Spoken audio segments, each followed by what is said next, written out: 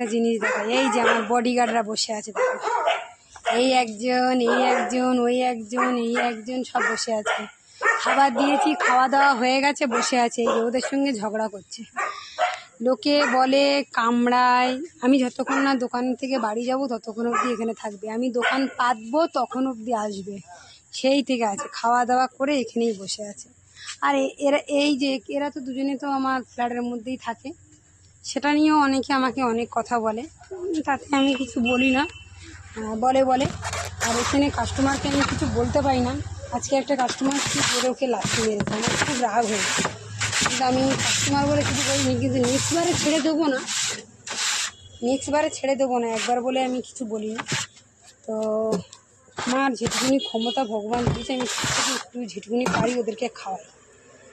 কে কি বললো না বললো আমার কোনো যায় আসে না, আমি মানুষের থেকে ওদেরকে বেশি ভালোবাসি।